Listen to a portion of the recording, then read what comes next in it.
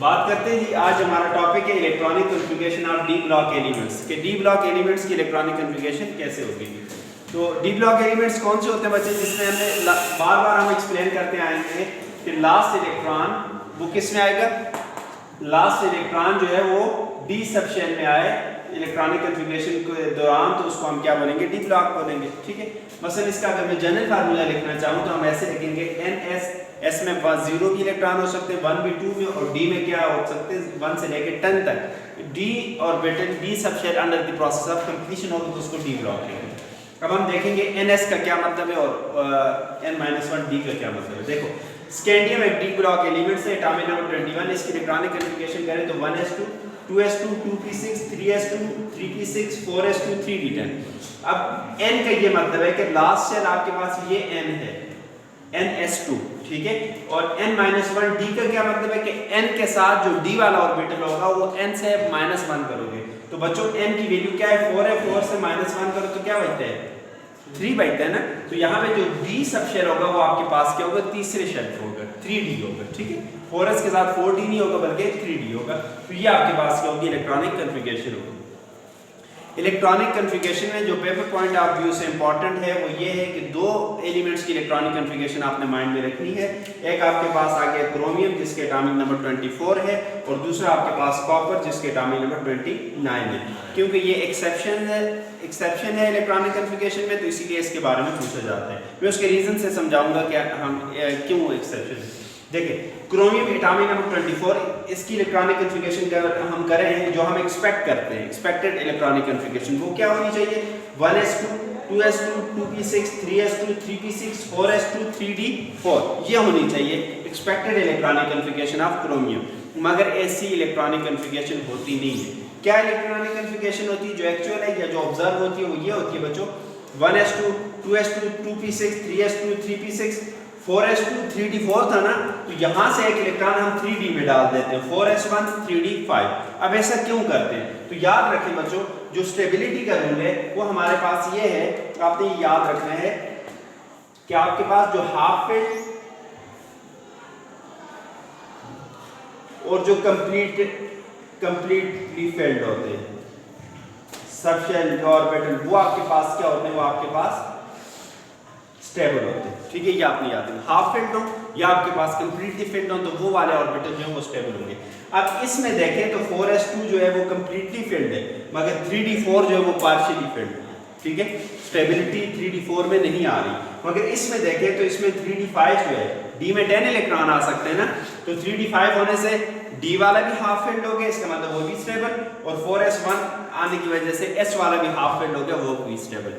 तो due to extra stability of half filled या completely filled orbital, हमारे पास बजाय इस इलेक्ट्रॉनिक कॉन्फ़िगरेशन के जो इलेक्ट्रॉनिक कॉन्फ़िगरेशन ऑब्जर्व होती है वो ये होती है। ठीक है, इसको आपने माइंड में रखना है, अक्सर पेपर में आता रहता है। ठीक है, तो आपने ये नहीं करना, आपने ये वाला करना है, एस में से एक इलेक्ट्रॉन उठा के डी में डालना है। रीजन मैंने क्या बताया कि ऐसे करने से 4s वाला भी हाफ फील्ड हो जाता है, वो भी स्टेबल, क्योंकि एस में 2 इलेक्ट्रॉन आ सकते हैं, एक आए तो हाफ फील्ड हो गया, 3d में 10 आ सकते हैं तो 5 आ गए, वो भी हाफ फील्ड, वो भी आपके पास स्टेबल होगी। ठीक है, इसी तरह कॉपर जिसके एटॉमिक नंबर 29 है, इसकी इलेक्ट्रॉनिक कॉन्फ़िगरेशन भी क्या है, एक्सेप्शन है।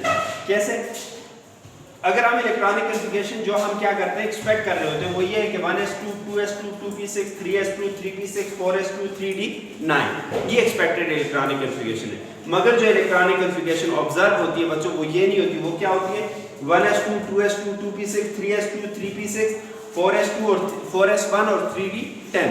अब मुझे आप में से कौन बताएगा कि ये इलेक्ट्रॉनिक कॉन्फ़िगरेशन क्यों होती है। ऊपर देखें बच्चों, ये 3d9 है, ये पार्शियली फील्ड है, स्टेबल नहीं है। 4s2 कंप्लीटली फील्ड है, ये तो स्टेबल है। ठीक है, मगर अब नीचे वाली कॉन्फ़िगरेशन में देखें 4s1 ये भी स्टेबल क्योंकि हाफ फील्ड हो गए, और 3d10 एक इलेक्ट्रॉन इधर प्रोमोट हुआ है, 3d10 होने से d वाला ऑर्बिटल कंप्लीटली फील्ड हो गया, ये भी स्टेबल हो गया। तो इस तरह की जो इलेक्ट्रॉनिक कॉन्फ़िगरेशन है वो एक्स्ट्रा स्टेबिलिटी दे रही है, इसलिए हमारे पास बजाय ये ऊपर वाली इलेक्ट्रॉनिक कॉन्फ़िगरेशन के ये जो नीचे वाली इलेक्ट्रॉनिक कॉन्फ़िगरेशन है इसको हम क्या करेंगे, करेक्ट कंसीडर करेंगे। वजह क्या है कि इसमें s वाला हाफ फील्ड हो गया और 3d वाला कंप्लीटली फील्ड, और हाफ फील्ड और कंप्लीटली फील्ड वाले क्या होते हैं, स्टेबल होते हैं, ये मैंने आपको बता दिया। ठीक है, तो इन दोनों इलेक्ट्रॉनिक कॉन्फ़िगरेशन का आपने माइंड में रखना है, अक्सर पेपर में पूछा जाता है। हम एक प्रॉपर्टी एक्सप्लेन करते हैं डी ब्लॉक एलिमेंट्स की, जिसको हम क्या नाम देते हैं, बाइंडिंग एनर्जी।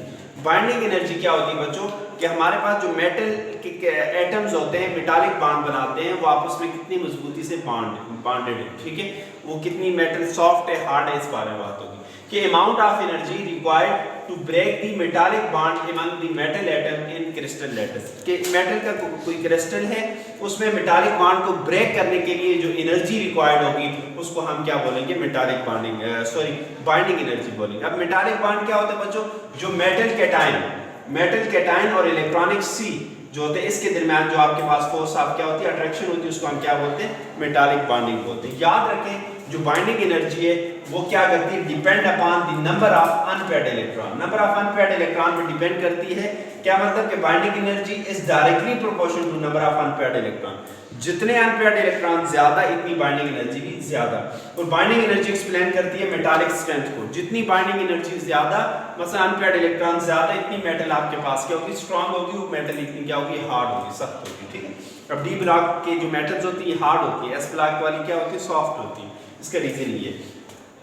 अगर हम ट्रेंड की बात करें कि जो मतलब ट्रांजिशन सीरीज है उसमें मेटालिक बाइंडिंग की क्या या बाइंडिंग एनर्जी की क्या ट्रेंड है, तो याद रखें binding energy increase in a period में बाइंडिंग एनर्जी इंक्रीज होती है कहाँ तक, up to 6b, group 6b तक बाइंडिंग एनर्जी इंक्रीज होगी, then decrease up to group 2b के बाइंडिंग एनर्जी ग्रुप 6b तक मतलब ये 3rd b ये 4th b 5 6 7th 8 और ये 2nd b इस तरह की अरेंजमेंट है। तो बच्चों बाइंडिंग एनर्जी इंक्रीज होती है किस तक 6b तक इंक्रीज होती है और इसके बाद बाइंडिंग एनर्जी क्या होती है डिक्रीज हो जाती है।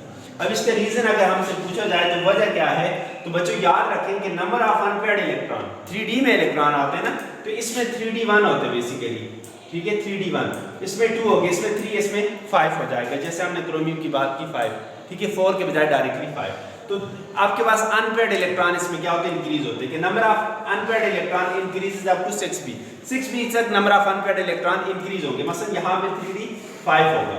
उसके बाद नेक्स्ट जो इलेक्ट्रॉन आएगा बच्चों, अब देखें ये 3d 5 था ना, 1 2 3 4 5 1 2 3 4 5। अब इसके बाद नेक्स्ट जो इलेक्ट्रॉन आएगा उसकी वजह से क्या होगी पेयरिंग होगी, नंबर ऑफ अनपेयर्ड इलेक्ट्रॉन क्या होंगे कम होंगे। तो after 6b pairing started, so number of electron unpaired electron वो क्या करेंगे डिक्रीज हो जाएंगे, कम हो जाएंगे, और नंबर ऑफ इलेक्ट्रॉन अगर कम हो जाएंगे तो बाइंडिंग एनर्जी भी क्या होगी कम होगी। तो number of unpaired electron 2nd b पे आके बिल्कुल क्या होते हैं जीरो हो जाते हैं, यहाँ पे जो बाइंडिंग एनर्जी वो आपके पास क्या होती है कम से कम हो जाती है। तो बाइंडिंग एनर्जी और इसके ट्रेंड के बारे में आपने ख्याल रखना है। इलेक्ट्रॉनिक कॉन्फ़िगरेशन से क्वेश्चन आया तो क्रोमियम और कॉपर के बारे में पूछेंगे। एक्सेप्शनल बिहेवियर है माइंड में आपने रखना है, स्टेबिलिटी वाला।